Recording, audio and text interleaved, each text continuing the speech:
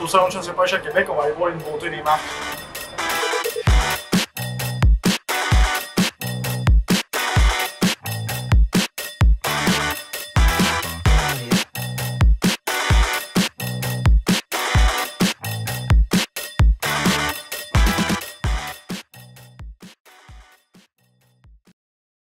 Yes, je suis déjà revenu de Québec, mais là, je vais te parler d'une couple de nouveautés que j'ai vues puis que je me suis dit qu'elle allait être intéressante.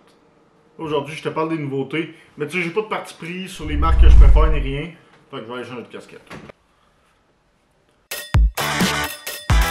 Premier produit qu'on va voir, les Lucky 7 de NXS. Ça, j'en ai parlé vite dans la dernière vidéo, mais là, je vais en parler plus en détail. C'est un jerk shad, un soft jerkbait.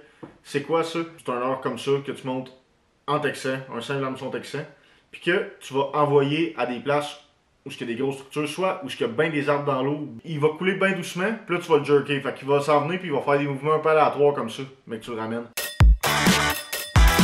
Deuxième produit que je vais vous parler, c'est de chez Okuma. C'est une canne cette fois-là. C'est la série X.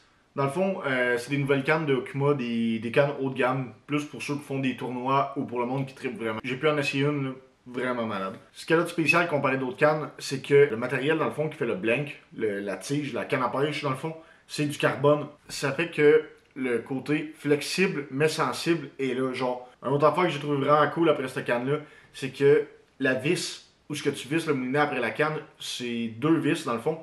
Tu viens en visser une, puis l'autre vient sécuriser. Genre, quand tu lances ou quand tu ramènes, des fois, tu peux t'accrocher puis dévisser. Il y a des cannes surtout qui sont mal faites ergonomiquement puis qui fait que tu t'accroches tout le temps dedans. Mais avec un système comme ça, t'es sûr de pas t'accrocher. T'es sûr que ça va rester bien vissé puis que ton moulinet, ben, il tombera pas à terre pendant que tu pêches. Un autre produit que je trouve intéressant, ben, c'est pas un produit, c'est une gamme de produits. C'est Rapala qui ont fait ça. Rapala, vous les connaissez, c'est sûr, sont établis depuis tout le temps dans les leurres durs. Mais là, cette année, ils ont sorti des leurres souples. C'est les Cross Shitty que ça s'appelle. Il y a 9 modèles ici au Québec qui sont disponibles, puis plein de couleurs. J'ai trouvé ça vraiment intéressant. Ils ont plusieurs types de matériel, tout dépendant des modèles. Ils sont hyper élastiques, semblables à des Z-Man. Tout est pensé pour ça. J'ai gros essayé les Ned Rig qu'ils ont, les Ned BLT. Je les ai trouvés insane. Leur action dans l'eau, ils ont une queue vraiment faite différemment, qui fait qu'il y a plus d'action. La manière qu'ils sont faites, ça tient mieux après l'hameçon. Tout est pensé pour ça. Rapala, ils partent pas de rien. Là. Ils ont d'autres marques, dans le fond, qui leur appartiennent, qui font des leurres souples, fait qu'ils ont du bagage de là. Un leurre dur que j'ai trouvé vraiment impressionnant. Je suis pas prêt à dire que je pêcherai avec, vu que ce leurre-là, il est designé pour pouvoir pêcher au live scope, dans le fond. C'est quoi ce leurre-là? C'est le Krej de Berkley. Krej, à l'envers, c'est jerk. C'est un jerkbait, mais que il fonctionne à l'inverse d'un jerkbait traditionnel. Là, vous le voyez ces images, la bavette est par en haut. Puis ça, dans le fond, ce leurre-là, tu l'envoies, il coule, puis toi, quand tu le ramènes, il va remonter. C'est ça le principe du Krej. Ça fait que quand tu regardes sur ton live scope, ben, tu vas voir le poisson il est où, fait que tu vas pouvoir te mettre en dessous, puis jerker devant la face, puis remonter à la surface devant lui, puis ça va l'attirer. C'est vraiment spécial, je sais pas, j'ai hâte de voir à quel point ce leurre-là va être productif pour les pêcheurs. Moi, personnellement, je pense pas vraiment l'utiliser. Je vais peut-être en acheter une coupe pour les essayer, mais je sais pas. C'est pas de quoi qui m'intéresse plus que ça, mais c'est de quoi que je trouvais vraiment différent puis innovateur. Un autre leurre que Berkley ont sorti, par exemple, que lui m'intéresse plus, c'est le Nessie. C'est quoi le Nessie? C'est un glide bait, mais soft. C'est un soft bait de glide bait. C'est pas comme acheter un pack de leurre souple, mais c'est pas non plus comme avoir un leurre dur. Puis dans le fond, un glide bait, c'est quoi? C'est un leurre qui est splitté en deux ou plusieurs parties, que dans l'eau, il va nager dans le but de faire des nages, de glider, de glisser. Puis aux États-Unis, ils pêchent gros avec ça, le monde. C'est insane. Pour du big fish, là, tu pêches pas avec ça pour de la quantité, tu pêches avec ça pour de la qualité, mais ça a l'air fou. J'en ai vu en magasin, là, je n'ai pas encore acheté, mais c'est sûr que je vais en acheter puis je vais essayer ça. Pour le pike ou pour le gros bass, même pour de la grosse petite bouche, ça peut être malade. Le dernier leurre que je vais parler aujourd'hui, c'est de chez Z-Man, le Evo Chatterbait. Z-Man sont connus pour les chatterbaits, là, ils ont leur classique.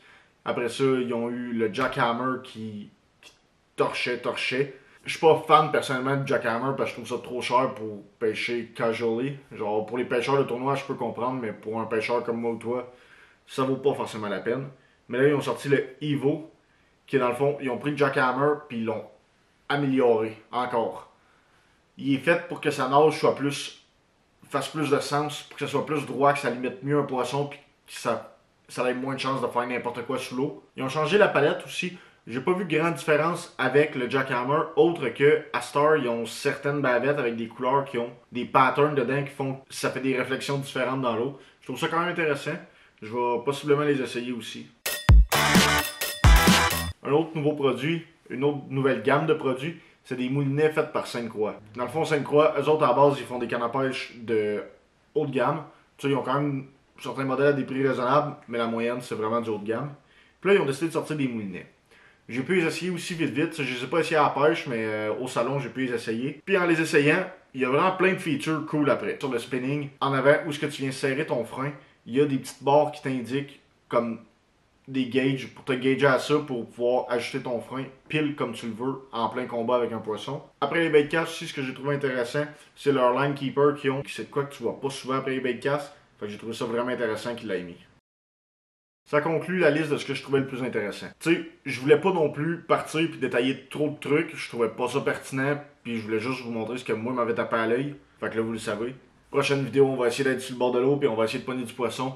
Là, j'ai retourné à la pêche hier. Ça a pas été super productif non plus. J'ai eu des problèmes avec mon fil dans mon nez. Mais demain, je vais y retourner. Je vais essayer de filmer en même temps. Si je suis capable de sortir du poisson, je vais vous montrer ça. Puis on va avoir du fun.